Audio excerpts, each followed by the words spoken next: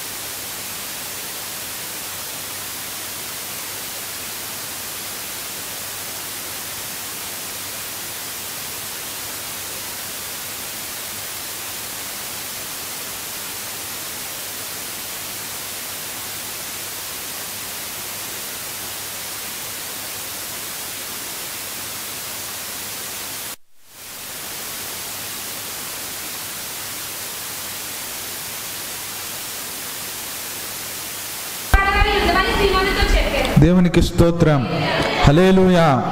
దేవుని పేరట కూడిన మీ అందరికీ ప్రత్యేకమైన వందనాలు తెలియజేస్తున్నాను. విస్మయం పొందే వింతలు అనే శీర్షికన మనం యేసుక్రీస్తు ప్రభు వారు శరీరధారిగా ఉన్న సమయాలలో ఆయన చేసిన అద్భుతాలు, వింతలు, ఆశ్చర్య కార్యాల గురించి రకరకాల మర్మాలను, రకరకాల విషయాలను మనం తెలుసుకుంటూ వస్తున్నాం. మరి ఈ వారం ఆయన చేసిన వింతల్లో ఒక వింత ఏంటంటే, ఒక గొప్ప చేపల రాశిని సీమోను పేతురుకి ఇవ్వడం. దీని ముందు కొన్ని విషయాలు మీతో చర్చించాలి. ఏమిటంటే, మనకు కొన్ని నమ్మకాలు ఉంటాయి. మనకి మన ఆచార వ్యవహారాల నుంచి కానీ, మన ప్రాంతం నుంచి కానీ, మన కులం నుంచి కానీ, మన జాతి నుంచి కానీ, మన తరతరాలు, మన ముందు తరాల వారి నుంచి కానీ కొన్ని నమ్మకాలు, కొన్ని సిద్ధాంతాలు మనకు వారు ఇస్తూ ఉంటారు. ఆ సిద్ధాంతాలను పట్టుకొని, ఆ నమ్మకాలను పట్టుకొని మన జీవితంలో ముందుకు వెళ్ళిపోతూ ఉంటాం. కానీ యేసుక్రీస్తు ప్రభువుతో ఎప్పుడైతే మన జీవితాన్ని అనుసంధానం చేశామో, మన నమ్మకాలను మెరుగుపరుచుకోవాల్సి వస్తుంది. దేవునికి స్తోత్రం, హల్లెలూయా. ఈ మాటలను చాలా శ్రద్ధగా వినండి, చాలా జాగ్రత్తగా వినండి. ప్రతి మనుష్యుడికి ఒక్కొక్క నమ్మకం ఉంటుంది. నమ్మకాలు లేని మనిషి ఎవరైనా ఉంటారంటే ఎవరు ఉండరు. కొంతమందికి ఏం నమ్మకం అంటే, కాయిన్ మీద నమ్మకం. అదేదో వాళ్ళ తాత ఇచ్చి ఉంటాడు ఆ కాయిన్ నా జేబులో ఉన్నంత వరకు ఎప్పుడు ఎందులోనైనా సరే నేను విజయాన్ని పొందుతాను ఒకటి నమ్ముతాడు. ఒక్కొక్కరికి తమ గ్రామ దేవత అంటే నమ్మకం. ఆ గ్రామ దేవతకి మేకపోతునో లేకపోతే గొర్రెపోతునో బలిస్తే మేము అనుకున్నది జరుగుతుందని వాళ్ళ నమ్మకం. కొంతమంది ఎదురు రావడం నమ్మకం. ఈరోజు నా కూతురు కానీ, నా కొడుకు కానీ, నా భార్య కానీ ఎదురొస్తే నాకు ఎప్పుడు కూడా ఏం కలుగుతుందంటే, నేను చేసే పనుల్లో విజయం కలుగుతుంది, లేదా నా ప్రయాణాల్లో క్షేమం కలుగుతుంది. ఎవరైనా ఒక మంచి వ్యక్తి ఎదురు రావడం, ఇది ఒక నమ్మకం. కొంతమందికి పిల్లి ఎదురొస్తే ఏదో చెడు జరుగుతుందని నమ్ముతారు. బల్లి మీద పడితే చావుని శంకిస్తూ ఉంటారు. అలా మనుష్యుడు రకరకాల నమ్మకాలతో ఉంటూ ఉంటాడు. ఇలా రకరకాల నమ్మకాలు ఎక్కడి నుంచి వచ్చాయి? ఈ నమ్మకాలన్నీ ఎక్కడి నుంచి వచ్చాయి అంటే, వారి పూర్వీకుల నుంచో, వారి ప్రాంతం నుంచో, వారికి ఉన్న సిద్ధాంతాల నుంచో వారి నమ్మకాలను ఏం చేస్తారంటే నమ్ముతూ ఉంటారు. మనకి భారతదేశంలో ఉన్న ఒక్క ఆచారం ఏంటంటే, పాము పొట్టలో పాలేయడం. ఇది ఏ ఇతర దేశాల్లో కనిపించదు. పాము పొట్టలో ఏం వేస్తాం మనం? పాలు వేస్తాం. ఎప్పుడు వేస్తాం? నాగుల పంచమి నాడు ఆ పాము పొట్టలో పాలు వేస్తాం. పాలు గుడ్డు వేసి అది తాగుతుందని, అది తింటుందని మనం నమ్ముతాం. ఈ నమ్మకం ఎక్కడి నుంచి వచ్చిందంటే మన పూర్వీకుల నుంచి వచ్చింది ఈ ఆచార వ్యవహారం. అంటే మనిషి ఒకటి నమ్మిన తర్వాత తన నమ్మకాలను దాటి ఏ పని చేయలేడు. మీకు అర్థమవుతున్నాయి నా మాటలు? మనిషి ఒకటి స్థిరంగా నమ్మిన తర్వాత ఆ నమ్మకాలను దాటి రావడానికి అతడికి 100 అడ్డొస్తూ ఉంటాయి. కానీ యేసుక్రీస్తు ప్రభువుని నమ్ముకోవడం అనేది ఏంటంటే, ఆ 100 నమ్మకాలను దాటి రావడమే. దేవునికి స్తోత్రం. మనిషికి ఎన్ని నమ్మకాలు ఉన్నాయో ఆ నమ్మకాలన్నిటినీ మెరుగుపరిచే దేవుడు నేను ప్రకటించే యేసుక్రీస్తు ప్రభు. దేవునికి స్తోత్రం. అలాంటి ఒక సంఘటన గెన్నేసరిత ప్రాంతంలో గలిలయ సముద్రంలో జరుగుతూ ఉంది. ఇప్పుడు మనం చర్చించబోతున్నాం. అది వాళ్ళకి జాలర్లుగా కొన్ని నమ్మకాలు ఉన్నాయి. ఆ నమ్మకాలన్నీ మెరుగుపరచడానికి ఒక నరావతారి, ఒక శకపురుషుడు, యుగపురుషుడు, వేల్పులలో అతి ప్రియుడైన యేసుక్రీస్తు ప్రభు అక్కడికి వస్తున్నారు.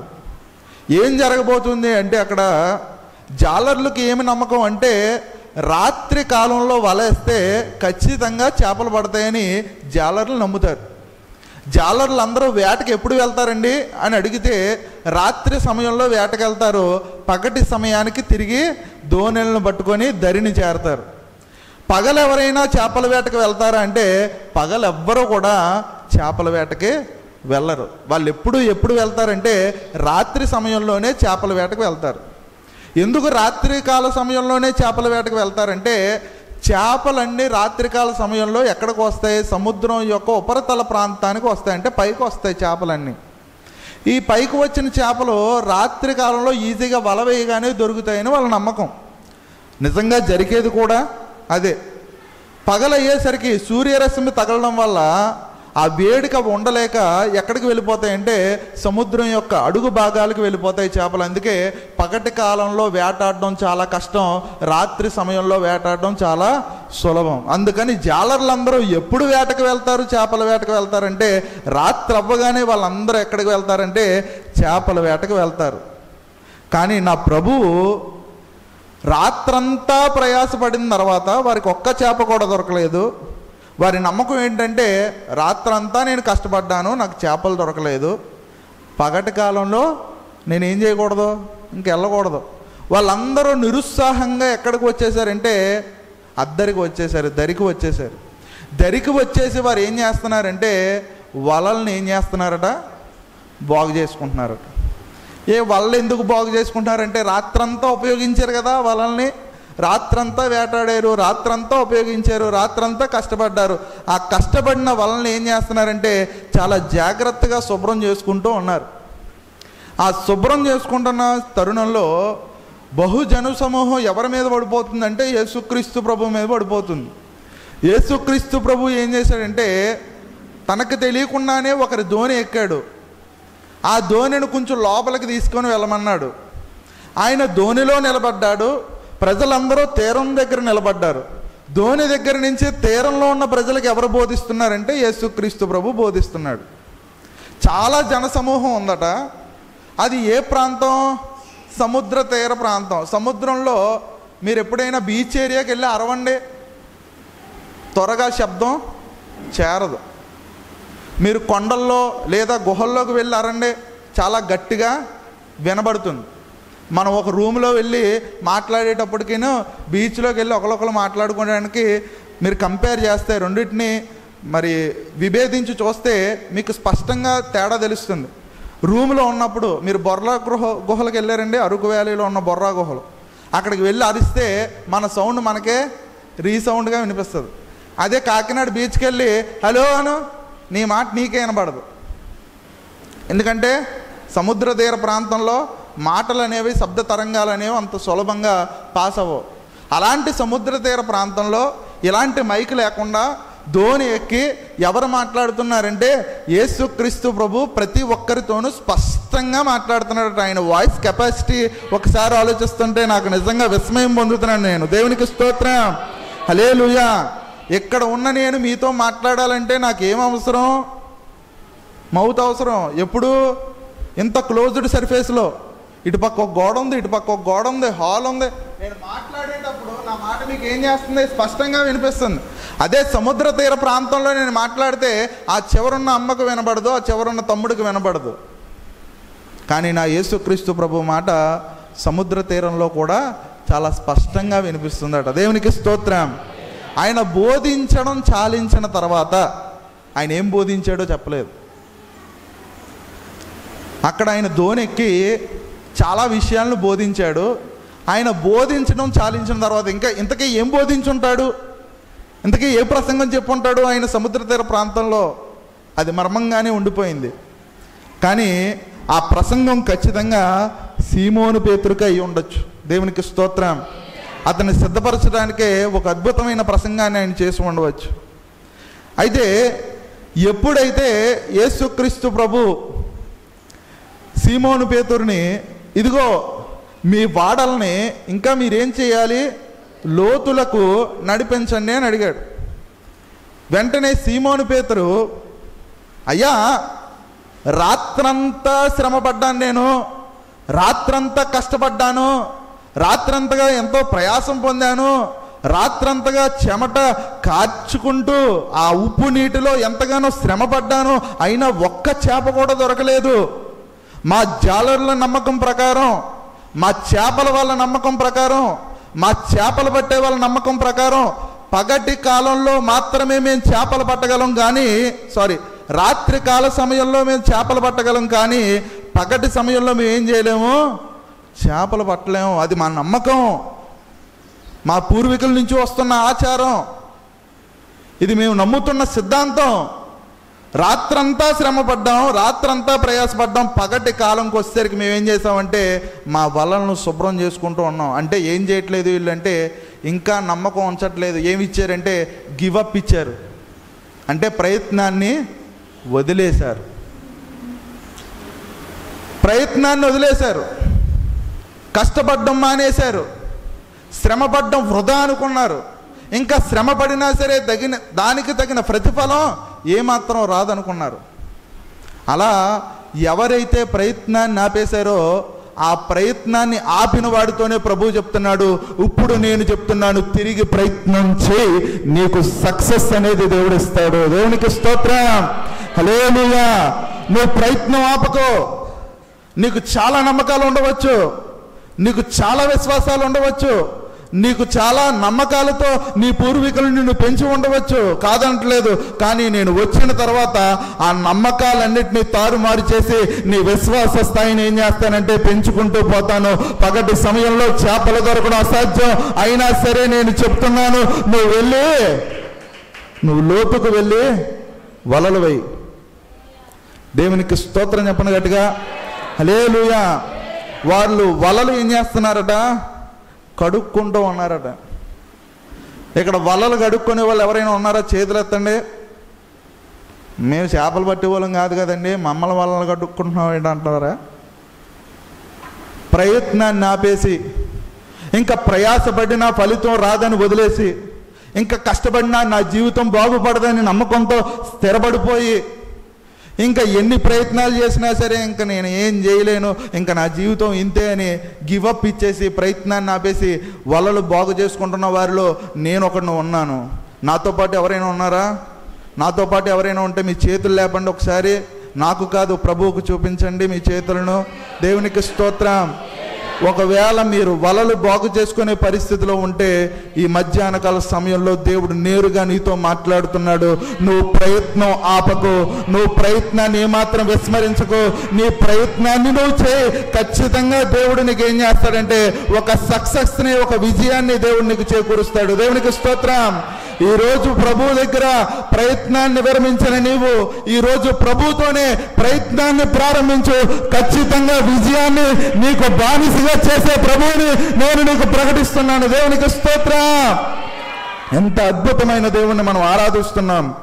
మన నమ్మకాలన్నింటినీ తారుమారు చేసేసే దేవుడు. ఎక్కడైనా యేసుక్రీస్తు ప్రభు రాగానే అక్కడ పరిస్థితులన్నీ మారిపోతే, అక్కడ బిలీఫ్ సిస్టమ్స్ అన్నీ మారిపోతే, అక్కడ ఉన్న సిద్ధాంతాలన్నీ తారుమారైపోతే, అక్కడ ఉన్న ఆచార వ్యవహారాలన్నీ మంటగట్టిపోతాయి. ఆయన అన్నీ మార్చేస్తాడు. ఒక రాడికల్లా వస్తాడు ఆయన వచ్చిన ప్రతి సంఘటన మీరు గమనించండి. ఆయన వచ్చిన తర్వాత ఒక స్పష్టమైన మార్పు ప్రతి సంఘటనలోనూ ప్రతి వ్యక్తిలోనూ మనకు కనబడుతుంది. బైబిల్ గ్రంథం అంతా 4 సువార్తల్లో మీరు తరిచి చూస్తే ఆయన అద్భుతమైన మార్పుకు పునాది వేసే దేవుడు. దేవునికి స్తోత్రం. ఈ నమ్మకాలతో ఉన్న వ్యక్తులని ప్రభు ఏమంటున్నాడంటే మీ నమ్మకాలను దాటి లోతుకు వెళ్ళి వలలు వేయండి. నీ దగ్గర ఉంది బోటు, ఆయన దగ్గర ఉంది సముద్రం. దేవునికి స్తోత్రం. నువ్వు బోటుకే అధిపతివి, ఆయన సముద్రానికే అధిపతి. ఇద్దరికి తేడా లేదా? దేవునికి స్తోత్రం. బోట్ అధిపతి ఏం చేస్తున్నాడంటే లోపలికి వెళ్ళడానికి ఆశ్చర్యపడుతున్నాడు, భయపడుతున్నాడు. ఇంక రాత్రి అంతా శ్రమ పడ్డాను కదా, మన వల్ల కాదంటున్నాడు. నాకు నమ్మకం ఉంది, రాత్రి పడితేనే చేపలు పడతాయి, పగలు పడితే చేపలు పడవు అని నమ్మేస్తున్నాడు. నేను నమ్మకాలన్నీ పక్కన పెట్టి నన్ను నమ్మి నువ్వు కొంచెం లోతుకెళ్ళు, ఖచ్చితంగా నువ్వేం చూస్తావంటే ఒక అద్భుతాన్ని చూస్తావు అని ప్రభు ప్రకటిస్తున్నాడు. దేవునికి స్తోత్రం. అతడు కొంచెం లోతుకు వెళ్ళగానే ఏం చూశాడంటే విస్తారమైన చేపల రాశిని అతడు ఆ రోజు చూశాడు. దేవునికి స్తోత్రం, హల్లెలూయా. విస్తారమైన చేపల రాశిని ఆ రోజు చూశాడు అతడు. ఈరోజు ప్రభు యొక్క అద్భుతాన్ని పొందుకునేవారు ఎవరో తెలుసా? ప్రభు మాటకు విధేయత చూపించేవారు ఎవరో వారు ఖచ్చితంగా ఒక అద్భుతాన్ని పొందుకోగలుగుతారు. సీమోను పేతురు ప్రభు మాటకు విధేయ చూపించడం ద్వారా, ప్రభు మాటను వినడం ద్వారా, దేవుని వాక్కును నమ్మడం ద్వారా అతడు ఏం చూశాడంటే విస్తారమైన చేపల రాశిని ఒక్కసారిగా చూశాడట. దేవునికి స్తోత్రం. తెలుగు భాషలో తర్జుమా దోషం ఉంది. ఏంటంటే వారు వలలు బాగు చేసుకుంటున్నారు, కానీ వాళ్ళు ఏం చేశారంటే కొంచెం లోతుకు వెళ్ళండి అంటే సీమోను పేతురు ఒక్క వలతోనే లోపలికి వెళ్ళాడు. అంటే ఇంగ్లీష్ బైబిల్లో కానీ హిబ్రూ భాషలో కానీ మీరు గమనించినట్లయితే మనకు వలలు అని ఇక్కడ ప్రింట్ అయిపోయింది, కానీ తర్జుమా దోషం ప్రకారం యేసుక్రీస్తు ప్రభు పేతురుని కలుసుకునేటప్పుడు సీమోనుగా ఉన్నప్పుడు అతడు ఏం చేస్తున్నాడంటే వలలు బాగు చేసుకుంటున్నాడు. ఆ వలలు బాగు చేసుకుంటున్న వ్యక్తికి యేసుక్రీస్తు ప్రభు ఏం చెప్పాడంటే నువ్వు కొంచెం లోతుకు వెళ్ళి మీ వలలు వేయండి అంటే సీమోను పేతురు ఏం చేశాడంటే ఒక్క వలను మాత్రమే లోపలికి తీసుకువెళ్ళాడు. నేను అనుకుంటున్నాను యేసుక్రీస్తు ప్రభు యొక్క కెపాసిటీని అతడు ఏం చేశాడంటే తక్కువ అంచనా వేశాడు. ఒకవేళ ఒక్క వలతో కాకుండా రోజు తన దగ్గర ఉన్న వలలన్నీ తీసుకొని వెళ్తే 2 బోట్లే తీరానికి వచ్చాయి. నేను అనుకుంటున్నాను మొత్తం తన దగ్గర ఉన్న వలలన్నీ పట్టుకొని వెళ్తే ఆ రోజు ఆ తీరం వెంబడి ఎంతమంది మత్స్యకారులు ఉన్నారో వాళ్ళందరి ధోనిలను ఆ రోజు దేవుడు నింపేదేమో. దేవునికి స్తోత్రం, హల్లెలూయా. కేవలం ఒక్క వలతోనే లోపలికి వెళ్ళాడు. వలలు ఉన్నాయి, కానీ దేవుని మీద సందేహమో తనకున్న నమ్మకమో. పగల కాలంలో చేపలు పడవు కదా, పగటి సమయంలో పెద్దగా చేపలు దొరకవు కదా, ఏమో దొరకవేమో అనే అనుమానంతో ఒక్క వలనే పట్టుకొని సముద్రంలో కొంచెం లోతుకు వెళ్ళాడు. కానీ వల వేయగానే అతడు తన చేతులతో ఆ వలని ఏం చేయలేకపోతున్నాడంటే లాగలేకపోతున్నాడు. అతడికి ఏం కావాల్సి వచ్చిందంటే ఒక పార్ట్నర్షిప్ కావాల్సి వచ్చింది. దేవునికి స్తోత్రం. ఒక పార్ట్నర్షిప్ కావాల్సి వచ్చింది, ఒక పార్ట్నర్ కావాల్సి వచ్చింది. తన బిజినెస్ ఎంపైర్కి ఒక పార్ట్నర్ కావాల్సి వచ్చింది. ఒక సిస్టమేటిక్ బిజినెస్లోకి అతడు ఎంటర్ అయిపోయాడు. ఎప్పుడైనా వ్యాపారం విస్తరించింది అనుకోండి, ఒక్కరే చేయగలుగుతారా? ఇంకొంతమంది పార్ట్నర్స్ ఇంక్లూడ్ అవ్వాలా? ఇంకొంతమంది పార్ట్నర్స్ ఏం చేయాలి? అందులో సహకరించే వాళ్ళు ఆ బిజినెస్లోకి రావాలి. ఇప్పుడు దాకా ఒక్క చేప లేనోడు ఇప్పుడు ఎక్కడికి వెళ్ళిపోయాడంటే పార్ట్నర్షిప్తో బిజినెస్ చేసే అంత స్థాయికి ఒక్క మాటతో వెళ్ళిపోయాడు. దేవునికి స్తోత్రం. ఈరోజు ఒక్క చేప దొరికితే చాలు. ఈ రాత్రంతా ప్రయాసపడుతుంటే కనీసం 2 చేపలు వచ్చినా చాలు, ఈ పూటకి నా కుటుంబీకులందరూ 2 చేపలతో బతుకుతుము అని చిన్న స్థితిలో ఉన్న సీమోను పేతురు ఈరోజు తీరం వెంబడి కొంతమంది ఉన్నప్పుడు హెల్ప్ హెల్ప్ హెల్ప్ అని అరుస్తున్నాడట. దేనికి హెల్ప్ అంటే నేను విస్తారమైన చేపలు పట్టాను, ఇది నా ఒక్కడితో అవ్వదు, నాకు కొంతమంది పార్ట్నర్స్ కావాలి. ఎందుకంటే ప్రభు నా వ్యాపారాన్ని ఈరోజు ఆశీర్వదించాడు, ప్రభు నా వ్యాపారాన్ని ఈరోజు దీవించాడు, ప్రభు నా వ్యాపారాన్ని ఈరోజు ఎంతో అద్భుతంగా నడిపిస్తున్నాడు అని తను ఒక పార్ట్నర్షిప్ కోసం ఎదురు చూశాడట. ఎక్కడి వాడు వీడు?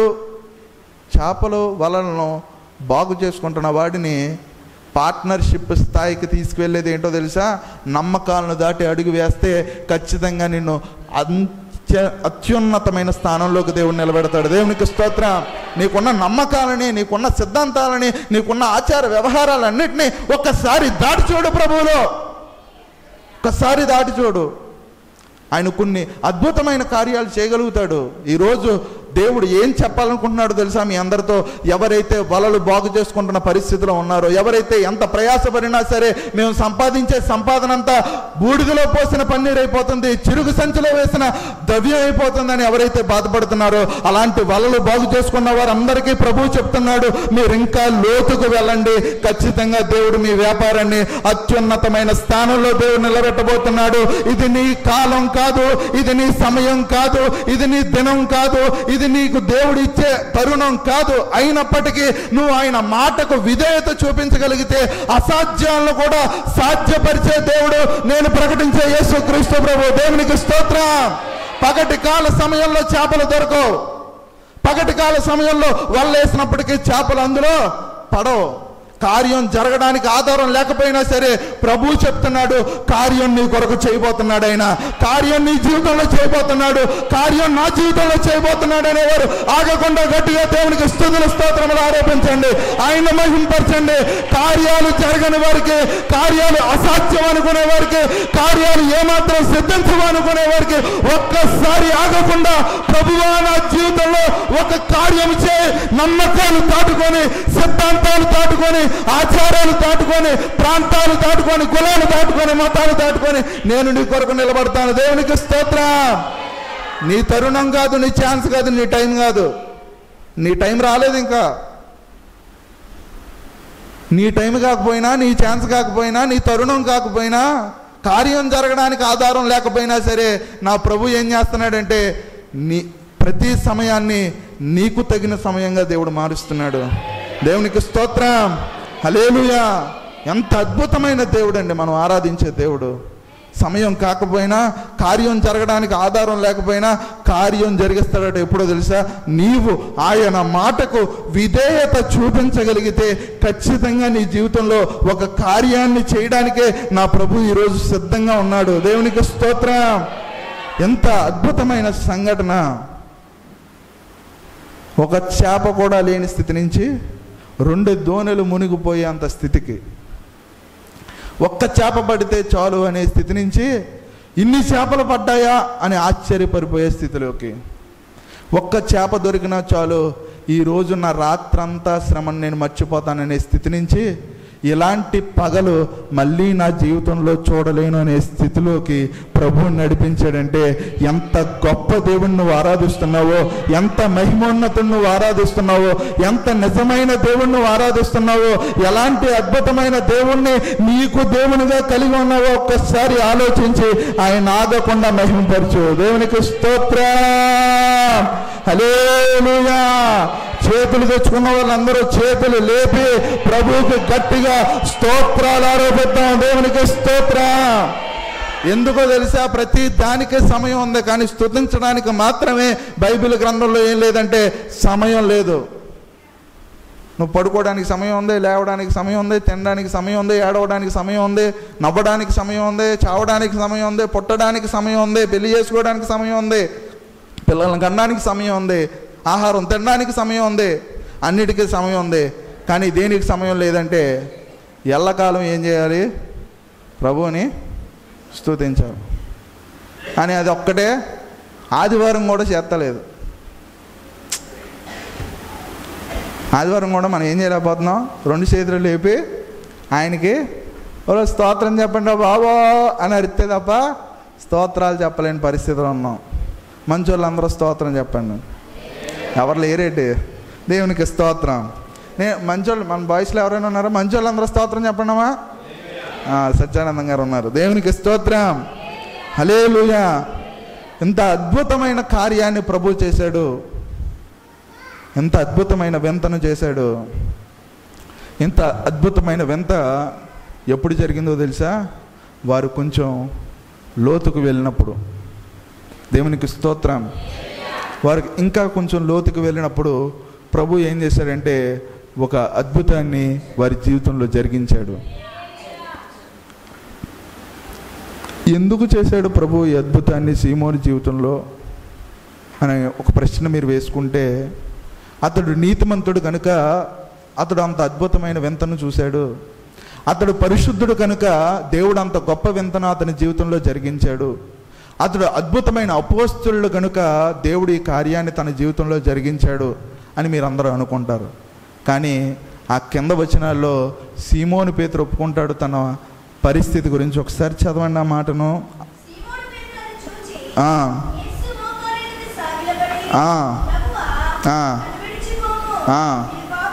ఎవరండి ఆయన? ఎవరండి ఆయన? ఒక పాపాత్ముడు. ఒక పాపాత్ముడికి దేవుడు అనుగ్రహించే కృపను ఒకసారి ఆలోచించండి. ఒక దుర్మార్గుడికి దేవుడు చేసే ఒక అద్భుతాన్ని ఒక్కసారి పరిశీలించి చూడండి. అతడు నీతిమంతుడు కనుక, అతడు యథార్థవంతుడు కనుక, అతడు పాత నిబంధన గ్రంథంలో యూదుల శుద్ధీకరణ ఆచార ప్రకారం అన్నిటినీ చేస్తున్నాడు కనుక, ప్రత్యక్షపు గుడారంలో అతనికంటూ ఒక అద్భుతమైన స్థానం ఉంది కనుక యేసుక్రీస్తు ప్రభు నేరుగా సీమోను దోణెక్కాడు. యేసుక్రీస్తు ప్రభు నేరుగా 2 దోణెలను చేపలతో నింపేశాడు. యేసుక్రీస్తు ప్రభు నేరుగా పేతురును ఎన్నుకున్నాడు అని చాలా మంది ఇక్కడ కూర్చున్న వాళ్ళు అనుకుంటారు. కానీ అతడు నీతిమంతుడు కనుక అద్భుతం జరగలేదు. అతడు పరిశుద్ధుడు కనుక అద్భుతం జరగలేదు. అతడికి స్థాయి ఉంది కనుక అద్భుతం జరగలేదు. అతడికి అర్హత ఉంది కనుక అద్భుతం జరగలేదు. అతడికి అర్హత లేనప్పటికీ, అతడికి ఆ స్థానం లేనప్పటికీ, అతడికి ఆ స్థితి లేనప్పటికీ, అతడు ఆ పరిస్థితిలో లేనప్పటికీ, అతడు ఇంకా పూర్వపు నమ్మకాల్లోనే ఉండిపోయినప్పటికీ అతడికి ఒక అద్భుతం ప్రభు ఎందుకు చేశాడో తెలుసా? అతడు తన మాటకు ఏం చూపించాడంటే విధేయతను చూపించాడు. విధేయత చూపించే వారికి ఖచ్చితంగా నా ప్రభు ఊహించు వాటి కంటే, అడుగు వాటి కంటే అత్యున్నతమైన బహుమానాలతో, అత్యున్నతమైన ఆశీర్వాదాలతో వారిని సంతృప్తి పరిచే దేవుడు నేను ప్రకటించే నజరేయుడైన యేసుక్రీస్తు. దేవునికి స్తోత్రం. అతడు పాపాత్ముడు, దుర్మార్గుడు. యేసు ప్రభు యొక్క పాదాలమే పడిపోయి అడుగుతున్నాడు, అయ్యా నన్ను విడిచిపెట్టి వెళ్ళిపో. దైవ మానవా, పరలోక స్వరూప, పరిశుద్ధాత్ముడా, త్రియేక దేవ, యెహోవా రాఫా, యెహోవా షమ్మా, యెహోవా ఈరే, నువ్వు నన్నేం చేయి? విడిచిపెట్టి వెళ్ళిపో. ఎందుకో తెలుసా? నేను పాపాత్ముడిని, నేను దోషిని, నేను దుర్మార్గుణ్ణి. నేను పాపాత్ముడినైనా, దోషినైనా, దుర్మార్గుణ్ణైనా నా ప్రభు నా కొరకు గిన్నెసరుతు ప్రాంతానికి నడిచి వస్తున్నాడు. కేవలం నన్ను రక్షించడానికే నడిచి వస్తున్నాడు. కేవలం నన్ను మార్చడానికే నడిచి వస్తున్నాడు. కేవలం నా జీవితాన్ని దర్శించడానికే నడిచి వస్తున్నాడు. కేవలం నా జీవితంలో ఒక అద్భుతమైన మార్పును కలిగించడానికే నా తోనే ఆయన ఎన్నుకున్నాడు.